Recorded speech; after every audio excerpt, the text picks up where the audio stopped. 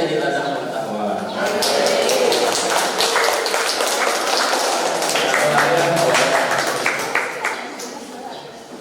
Ke pasar beli buah rambutan, tak lupa singgah beli pepaya. Kita bertumbuh dalam satu tujuan, melanjutkan pesantren dengan karya nyata.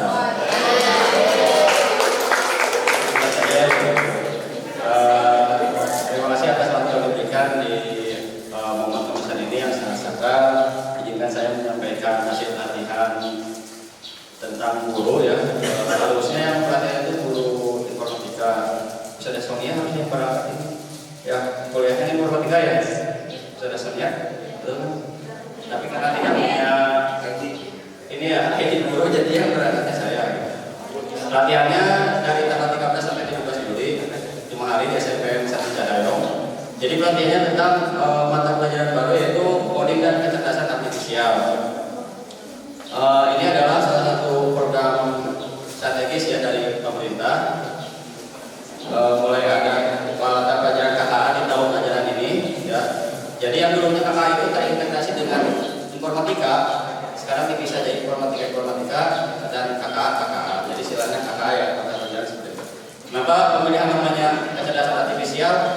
Karena kan kalau artifisial itu masih identik dengan bahasa asing ya sebenarnya. Tapi karena ya mungkin para pejabatnya ingin inilah maka jadi seperti itu ya. Tidak kecerdasan buatan gitu, atau tiruan kan harusnya seperti itu. Ya, imitasi. Nah, ini landasan ada landasan ya, apa pembelajaran KA itu ada yang pertama landasan filosofis ya. Pendidikan KA bertujuan membangun peradaban manusia yang beriman, cerdas dan bermoral. Kemudian ada juga dari Kajar Dewantara, menyesuaikan dengan perubahan zaman. Kemudian ada tentang perennialisme, nilai abadi dalam pendidikan ya. Jadi ada harus nilai abadi seperti kejujuran gitu kan, itu kan abadi selamanya gitu, harus ada dalam pendidikan. Kemudian menjadi dasar penting itu maksudnya standar minimal lah. Jadi setiap orang itu harus punya kompetensi minimal ya, selama dia mengikuti pendidikan. Kemudian ada juga responsif ya,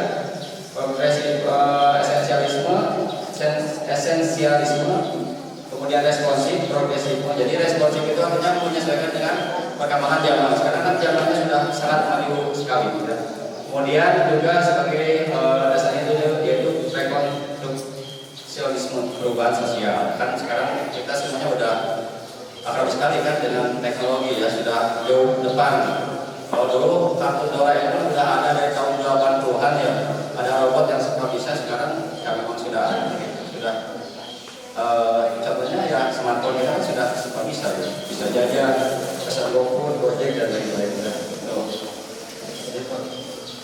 Kemudian landasan sosiologisnya yaitu transformasi sosial digitalisasi di mana teknologi AI, artificial intelligence, kecerdasan buatan, IoT, Internet of Things, sama Big Data yang mengubah kehidupan manusia, membawa manfaat dan tantangan baru. Selama ini kan kita kalau wifi baru ada kuota, wah kayaknya mending apa gitu, gabut ya. Kalau ada internet itu benar gabut. Kalau mati listrik sih masih mending asal ada kuota. Tapi kalau listrik nyala tapi nggak ada kuota, wah apa artinya gitu kan? Gitu ya.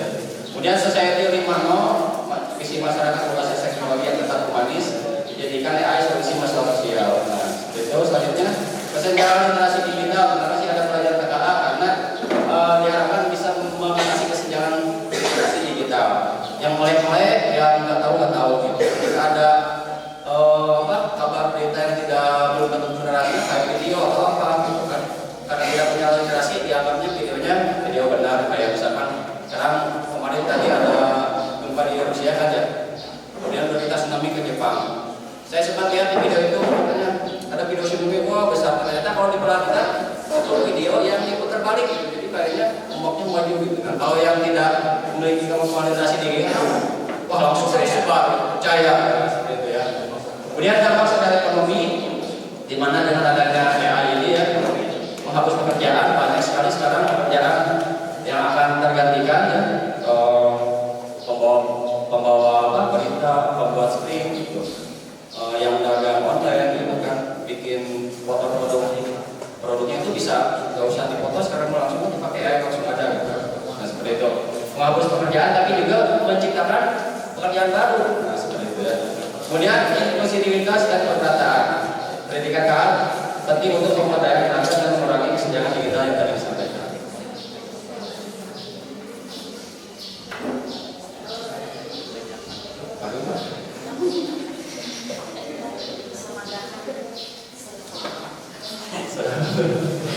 Aduh, bagus sih ya. Ada 20 slide lagi.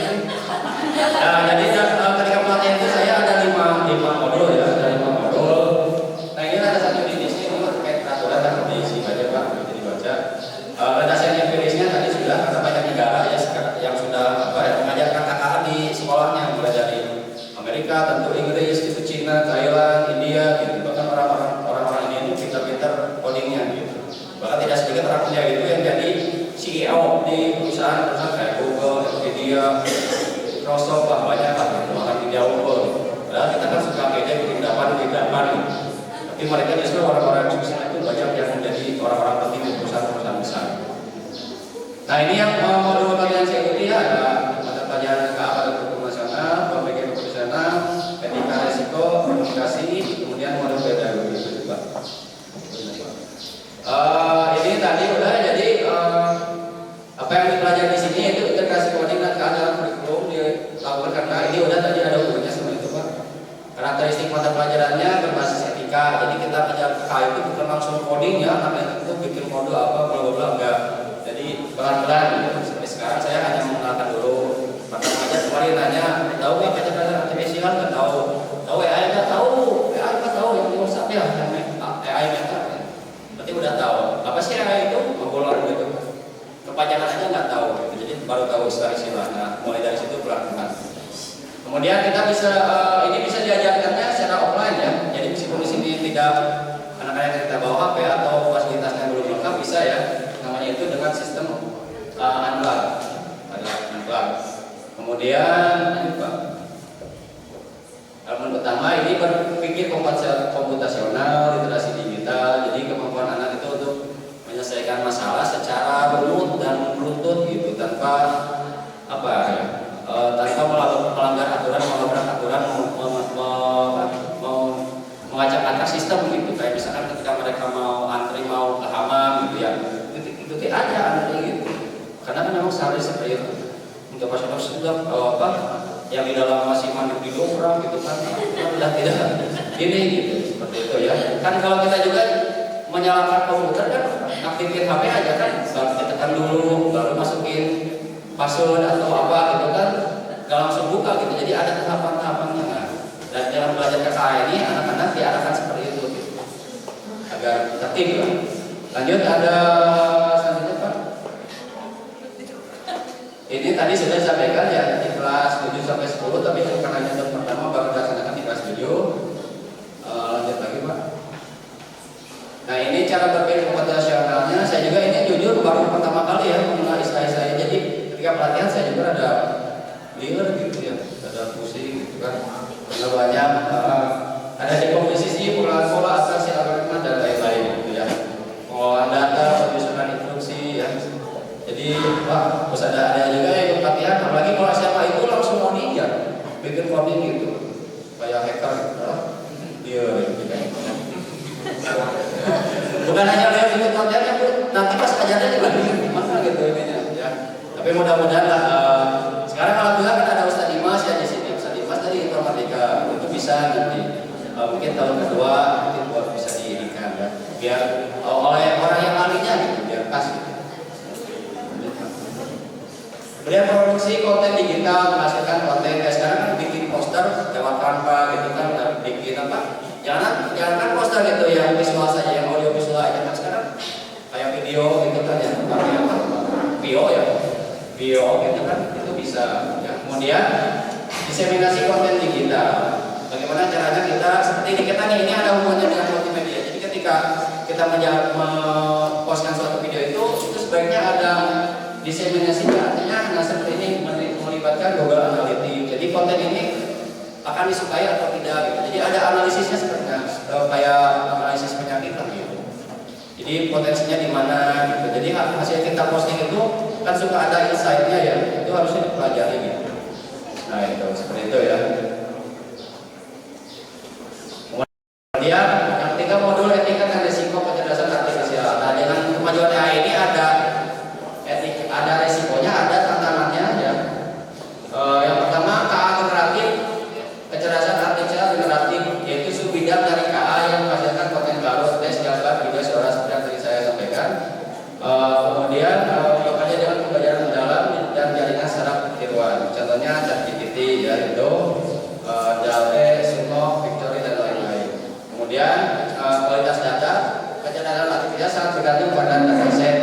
Jadi Bapak Ibu guru, kalau kita misalkan sudah terbiasa menggunakan ChatGPT ya, kadang kalau yang awam itu menggunakan ChatGPT itu kayak Google, bla berikan saya ini gitu kan. Kemudian dia kan respon ya, kasih jawaban. Kadang kita suka merasa, kok ini jawabannya nggak nyambung gitu. Nah, karena kecerdasan artifisial itu ibaratnya kayak teman gitu, kayak teman. Jadi ketika kita menggunakan ChatGPT itu harus disampaikan dulu kita itu siapa gitu. Misalkan saya guru bahasa Inggris yang belajar kelas 9 di SMP Terbaru Darussalam, di mana sekolahnya adalah sekolah berbasis pesantren, anak-anaknya pondok, tinggal di pondok, kondisi lingkungan dijelaskan sangat detail gitu.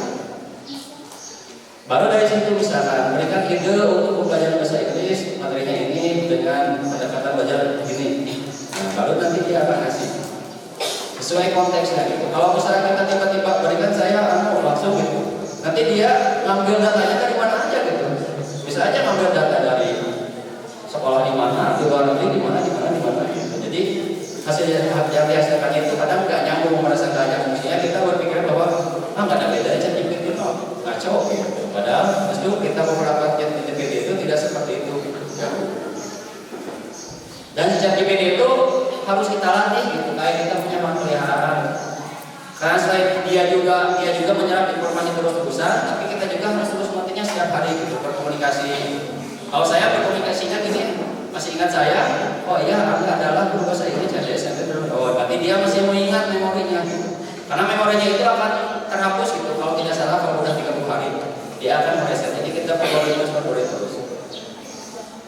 Nah, kemudian di pembelajaran KK ini yang pentingnya adalah tentang resiko KA generatif ya. Tadi penyalahgunaan hoax gitu. Jadi di matkul KK ini diajarkan juga kepada murid agar tidak kayak misalkan hasil GPT itu gimana sih adabnya gitu. Mungkin para mahasiswa ya yang sekarang lebih familiar dengan ChatGPT ketika bikin tulisan atau apa skripsi itu kayaknya sekarang mah semuanya pasti pakai gitu. Nah, itu gimana tulisan yang dihasilkannya itu?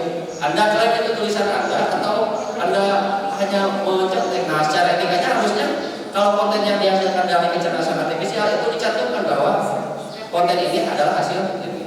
Kayak misalkan di Instagram kan ada ya label AI kayak gitu. Harusnya secara etika dicantumkan. Tapi karena sekarang kan sepertinya masih ini ya, karena di kita juga hukumnya sih belum terlalu tegas kalau konten itu. Tapi kayak YouTube sekarang itu sudah memban konten-konten yang hasil AI. Jadi harus murni konten kita seperti itu. Kemudian konten palsu ya, guys, video, bias data, kemudian pelanggaran privasi dan lain-lain. Ini diajarkan kepada murid juga. Nah, selanjutnya ada deepfake, seperti bikin foto tiba-tiba ini ya, edit gitu kan. Yang tadinya foto jadi video, yang tadinya berdiri berdampingan dirubah jadi video jadi pelukan gitu kan, seperti itu. Banyak ya. Itu harus disampaikan gitu ke murid ya. Kemudian selain itu dia sampaikan juga bahwa ada aplikasi yang bisa mendeteksi kebohongan gitu. Namanya deepfake ya, mendeteksi deepfake. Itu sebenarnya bisa dilihat dari secara kasat mata, bisa diteliti, bisa kalau gambar-gambar hasil AI itu suka aneh-aneh gitu. Kadang jarinya jadi 6 atau jadi 1 gimana gitu. Jadi janggal gambarnya dari pencahayaan gitu. Baik pakai foto atau video. Atau bisa juga dengan menggunakan tool ya seperti itu. Di modul 4 ini jadi penggunaan tentang kecerdasan artifisial. Nanti diajarkan juga kepada murid kita. Ini loh alat-alat AI, diajarkan cara penggunaannya ya. Kemudian manfaatnya mempercepat komunikasi ya, mendukung penerjemahan antar bahasa, membantu ditambah dengan text to speech gitu ya. Ini sama lah, ini tadi udah dijelaskan tanpa sama pelan. Ini untuk pengajarnya ya, jadi guru KK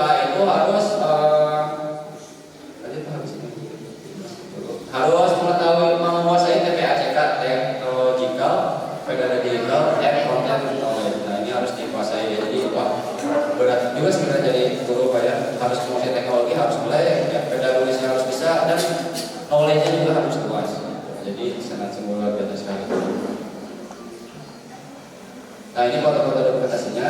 Ya. Saya biasa paling belakang karena malu ya. Malu kalau. Nah, ini saya sedang diskusi ya sama ibunya. Ini saya sedang presentasi. Ini sedang berpikir keras ya. Ingat mas soalnya ingat. Kalau yang lain kan guru-guru informatika itu sudah. Ini kan kami coding, nanti saya tampilkan ini ya, hasil karyanya ada. Nah ini foto akhirnya. Udah habis itu pulang. Nah mungkin ini ada sedikit demo ya.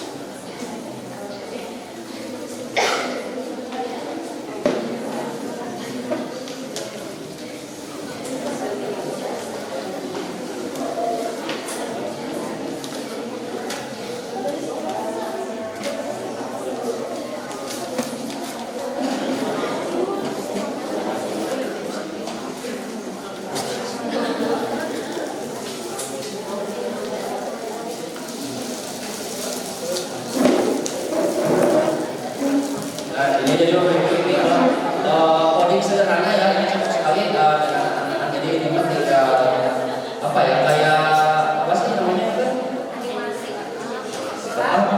Puzzle ya, Lego. Jadi ini tinggal tarik-tarik saja di sini. Tapi di balik logo ini ada logikanya. Logikanya. Nah di sini kemarin saya bikin sebuah aplikasi. Jadi mendeteksi wajah, ya, mendeteksi wajah. Pengembangan lebih jauh ini bisa jadi aksen pakai face recognition. Ya, wah kok gampangnya kayak gitu pakai foto. Udah, kita balik lagi fiturnya GPS tracker. Nah misalnya ini ya, mudah-mudahan bisa. Nah ini kan ada foto ya, ada apa nih? Jadi ini akan mendeteksi. Jadi sampelnya sebenarnya mudah, ya namanya juga kita ya. Jadi kalau misalnya saya tunjukkan gini, ini dia mengenalinya mudah dan dia berbeda. Tapi kalau misalkan gambarnya ini,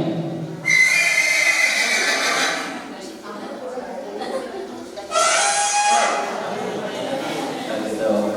Kalau misalkan saya coba kita gambar gajahnya ini ya yang agak jelas gajahnya.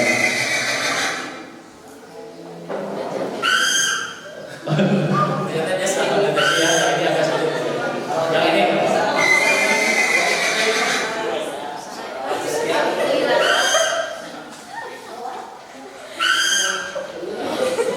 kalau gambar orang bertanya yang ini yang beda juga, dia bisa mengenalikan.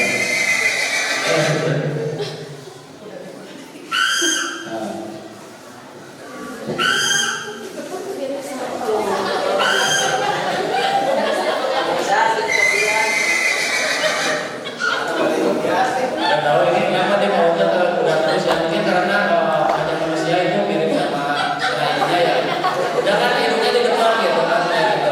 Ya, mungkin harusnya kan mirip sama ini ya, sama orang hutan itu kan tahu. Ya namanya juga baru belajar ya. Udah tadi ulang tadi lihatin kondisinya, tapi kalau mungkin ya itu ada aplikasinya yang pakai itu silakan mau yang ini tutorialnya juga banyak di YouTube. Itu anak-anak seru bikin game gitu, bikin game yang bouncing gitu, pakai ini bisa. Ya, dan gak harus kayak tutorialnya. Ya anak-anak daripada main game mungkin bisa diarahkan terus bikin gitu pengenalan awal.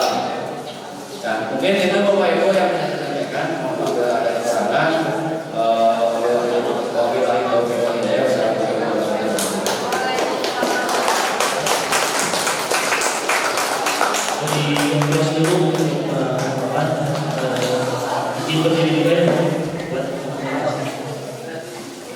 Untuk coding itu ternyata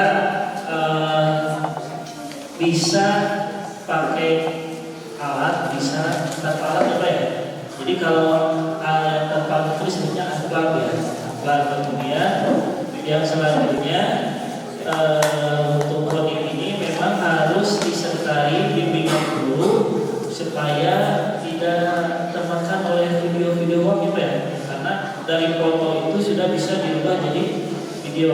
Maka nggak tahu ya kalau teman-teman yang suka berselancar di medsos itu sekarang bahkan kayak di neraka pun sudah dibikin parodi ya.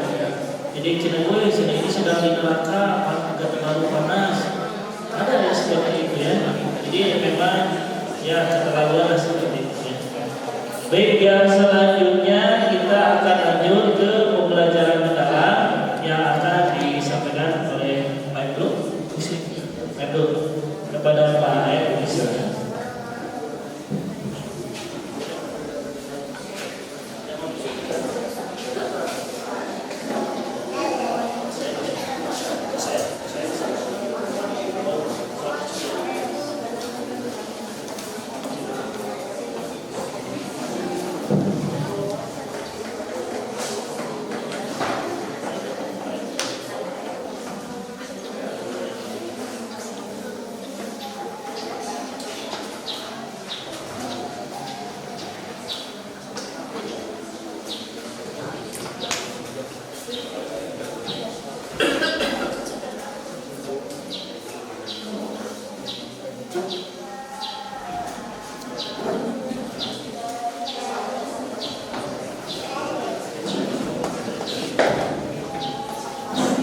Bismillahirrahmanirrahim. Assalamualaikum warahmatullahi wabarakatuh.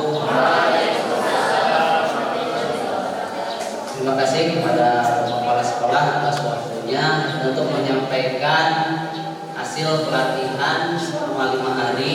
Kemarin pelatihan itu 3 orang, saya, Pak Musa, Usri, dan Bapak Kepala Sekolah.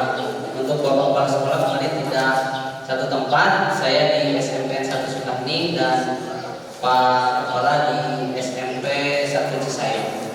Mungkin ini hanya menyampaikan apa yang kemarin saya pelajari, karena untuk pemahaman mungkin masih belajar sama kemarin itu kita dibekali oleh para fasilitator, di mana fasilitator ini sudah melakukan pelatihan sebelumnya di Bandung oleh 3 orang, menyampaikan materi tentang pembelajaran mendalam.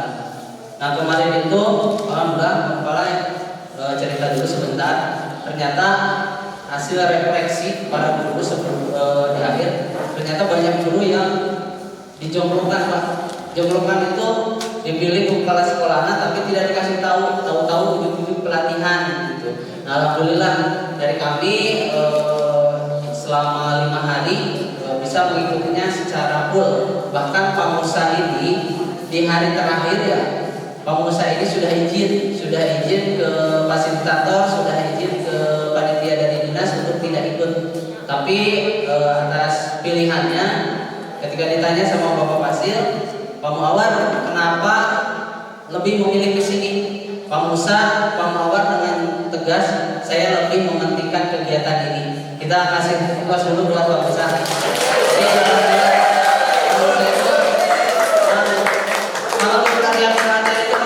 Menjadi artis karena emang selalu ikut pelatihan, semuanya luar biasa.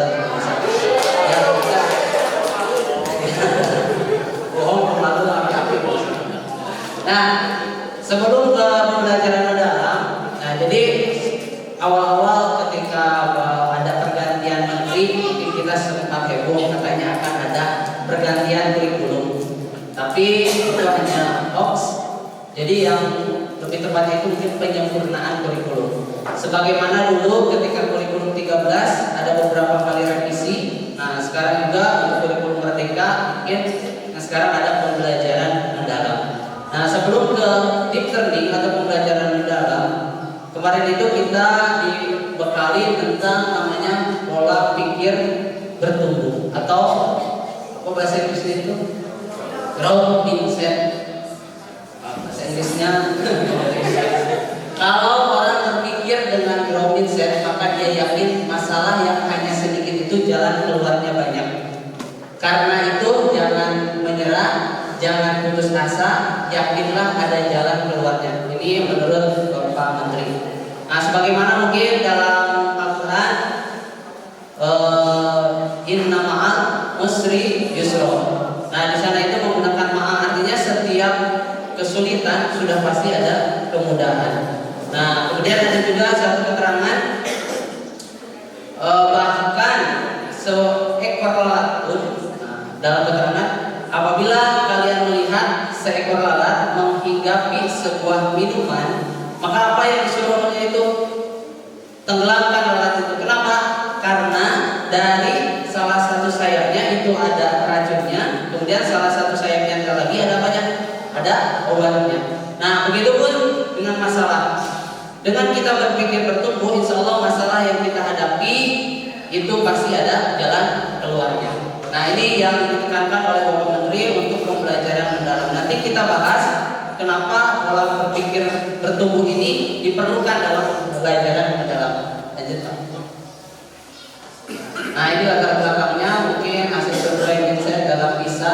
PISA itu Program International Student Assessment. Nah, tahun 2018, kemudian Indonesia termasuk satu dari 6 negara yang memiliki persentase murid yang berpikir bertumbuh itu di bawah 40%. Kemudian ada korelasi positif. Nah, ada korelasi positif antara jumlah murid yang grow mindset dengan hasil akademik di suatu negara.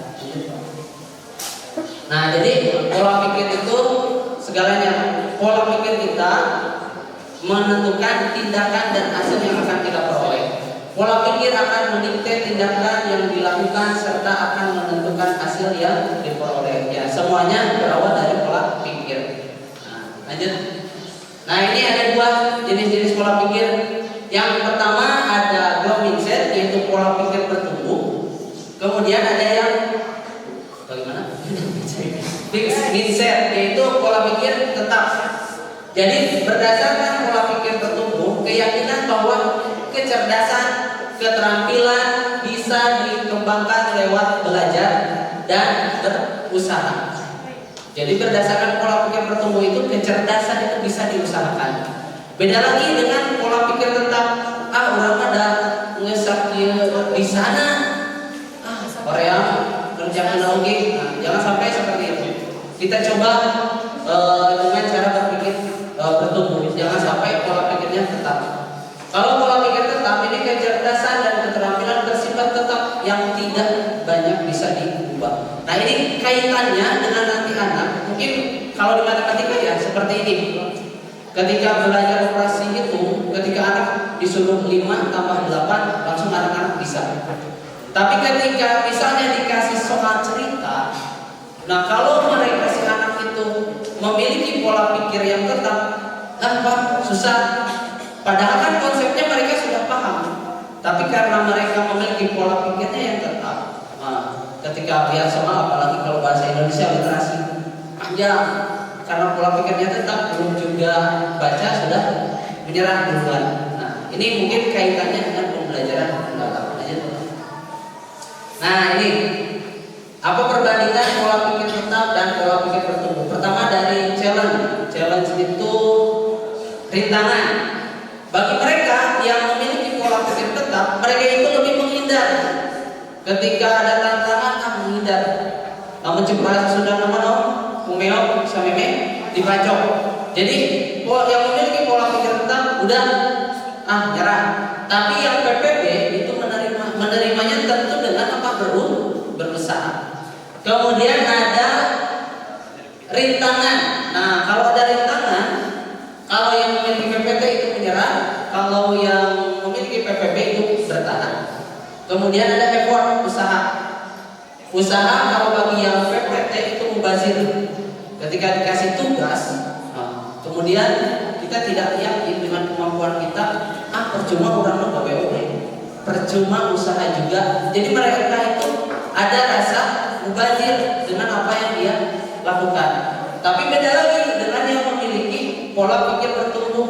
Wah, itu merupakan sebuah peluang. Nah, termasuk mungkin ini sama ya cerita lagi. Karena memang waktu penerapan ini saya juga sama masih belajar. Ketika kemarin di kata Pak Musa dikasih tugas, Pak untuk besok diseminasi katanya. Wayana diseminasi oleh 2 orang, saya sama Busri, untuk saya coding. Saya tiba-tiba langsung apa untuk rancangan pembelajaran mas sama yang lain aja. Nah kan dalam diri saya itu sebenarnya masih ada rasa apa PPT. Tapi kalau berdasarkan ini, ketika dikasih suatu pekerjaan, maka langsung siap, insya Allah. Nah, kemudian komunikasi sama Busri ketika itu, ya siap, saya yang rancangan pembelajaran. Ya, alhamdulillah Busri yang rancangan pembelajaran, nanti dijelaskan saya yang awal kayak gini. Jadi sebenarnya untuk menumbuhkan ini nanti akan dibahas bagaimana cara menumbuhkan PPP di diri kita. Kemudian ada kritik. Ketika ada kritikan, belajar lihat kritikan ya. Kalau ada serangan, dianggapnya itu sebagai menjatuhkan atau serangan kepada kita. Tapi itu merupakan sebuah informasi untuk kita memperbaikinya. Kemudian ada sukses order. Ada dengan kesuksesan orang lain. Kesuksesan orang lain itu jangan membuat kita sebagai orang yang jadi iri. Orang lain yang beli kulkas, kita yang panas. Orang lain yang beli mobil, kita yang labil. Jangan. Nah, tapi ketika PPP itu ketika lihat orang lain sukses jadi inspirasi bagi kita. Oh, orang lain juga bisa sukses, kita juga insya Allah mungkin bisa. Mungkin seperti itu perbedaan antara PPT dan PPP. Lanjut. Nah, bagaimana cara merubahnya?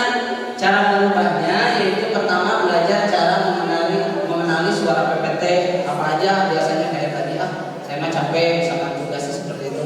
Itu kita harus tahu. Kemudian sadari bahwa kita punya pilihan. Kemudian berbicara kembali dengan suara PPT. Kemudian melakukan aksi sesuai dengan suara PPT. Nah, ini suara-suaranya. Ketika kita bilang kalau saya gagal, berarti saya tidak mampu. Mindset itu kita hilangkan. Kita rubah menjadi kalau saya gagal, berarti saya harus belajar lalu mencoba lagi. Nah, itu pola pikir berubah. Masih banyak lagi untuk suara-suara PPP. Nah, kenapa sebelum kita mempelajari di learning harus pola pikir bertumbuh dulu? Pola pikir bertumbuh penting dalam pembelajaran mendalam karena mendorong siswa untuk tidak mudah menyerah. Kemudian berani mencoba dan terus belajar dari kesalahan. Jika mereka memiliki pola pikir bertumbuh, mereka akan percaya bahwa kemampuan bisa ditingkatkan dengan usaha dan latihan. Jadi ketika anak-anak menghadapi soal-soal mungkin yang menurut mereka sulit, mereka tidak mudah menyerah. Bukan hanya itu, tapi dalam kehidupan sehari-harinya. Lanjut. Nah, ini pembelajaran mendalam. Pernah sebelumnya mendengar pembelajaran mendalam? Deep learning, apa yang terlintas di benak Bapak Ibu tentang deep learning sebelumnya? Ada yang pernah mendengar? Kalau itu ada 3 ya dalam prinsip pembelajaran mendalam itu. Pertama ada mindful, berkesadaran, kemudian meaningful, bermakna, kemudian ada joyful, menggembirakan. Itulah yang kita hadirkan di kelas. Nah, misalnya gini, saya sebagai guru matematika punya untuk operasi bilangan. Misalnya kalian kita sadarkan kepada anak tujuan pembelajaran yang akan kita ajarkan. Kemudian pembelajaran bermaknanya, misalnya operasi bilangan. Dalam 1 bulan kalian dikasih vokal berapa? Kaitkan dengan kehidupan anak kenyataannya. Misalnya 1 bulannya 300.000. Berarti dalam 1 hari harus habis berapa? Maksimal harus habis berapa? Harus habis 10.000. Nah, bagaimana kalau kurang? Bagaimana kalau lebih? Nah, anak-anak harus bisa berpikir kritis. Sehingga nanti diaplikasikan. Oh, kalau saya jajannya lebih dari sekian, saya nanti bakal minta ke orang tua sebelum waktunya habis. Nah, itu pembelajaran mendalam. Jadi lebih ke materi-materi yang kontekstual. Kalau IPS, sejarah, masih banyak lagi. Lanjut. Nah, ini pertama ada dimensi profil lulusan. Kalau sebelumnya ada dimensi profil pelajar Pancasila, sekarang ada dimensi profil lulusan. Kemudian ada prinsip pembelajaran yang tadi bermakna, berkesadaran dan menggembirakan. Kemudian ada pengalaman belajar. Nah, dalam pengalaman belajar itu ada memahami, mengaplikasikan, juga merefleksikan. Nanti di rancangan pembelajaran dijelaskan lebih detail. Kemudian ada kerangka pembelajaran, ada 4: praktik pedagogis, kemitraan pembelajaran, lingkungan pembelajaran, dan pemanfaatan digital. Lanjut, Pak. Nah, ini sudah tadi dibahas. Sudah. Nah, di pembelajaran mendalam juga kita harus memikirkan olah pikir, olah hati anak, mengajar tema mengajar tubuh, memikirkan juga misi ada anak itu yang memiliki masalah di kamarnya, kemudian olah rasa, kemudian ada juga olah raga. Nah, itu. Nah, misalnya kan tidak seperti itu. Kemudian harus objektif. Objektif ini penilaian itu harus berdasarkan fakta ya. Jadi tidak kalau tidak ngawang-ngawang lah gitu kalau ngasih nilai itu ya. Kemudian edukatif. Edukatif itu penilaian yang hasilnya digunakan sebagai umpan balik bagi pendidik, peserta didik dan orang tua untuk meningkatkan proses pembelajaran dan hasil belajar. Jadi misalnya seperti ini, ketika guru memberikan nilai kepada siswa,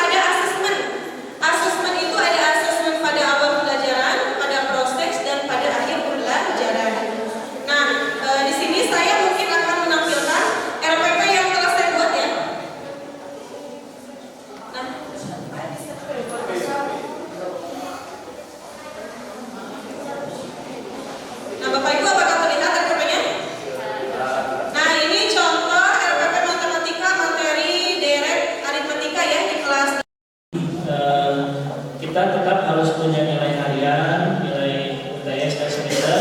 Tapi pengalaman belajar mungkin contoh begini ya, mungkin Jian itu kurang memahami ketika dulu saya ngajar fisika. Jian, kamu masih tahu nggak hukum Kirchhoff gimana? Hukum rumusnya gimana? Tentang kelistrikan statis dan dinamis pasti. Mungkin Alisano ya, lupa lagi ya. Tapi ketika dia coba kamu bikin rangkaian listrik terminal, maka itu sudah bermakna, itu bisa gitu. Karena jajan itu bisa bikin ini. Tapi ketika ditanya coba kamu hukum Kirchhoff ada berapa? Rumusnya masih ingat? Masih lupa lagi ya. Saya hukum kitchen ya. Jadi nanti silakan bekerja sama sekali lagi dengan teman-teman guru yang lintas keilmuan. Tadi contohnya sudah diberikan ya, saya dengan guru matematika, dengan guru olahraga, dengan guru bahasa Indonesia. Maka ya IPS, PKN, PAI, seni budaya, PK dan lain sebagainya silakan itu berkolaborasi. Baik, sebelum ditutup mungkin ada tambahan dulu. Baik, itu saja dari kami. Terima kasih. Mudah-mudahan apa yang kami share ilmu ini belum memberikan kepuasan karena alat terpuasnya. Tapi mudah-mudahan menjadi kita mau mencari tahu bahwa ilmu itu setiap harinya harus berkembang. Itu saja dari kami, mohon maaf.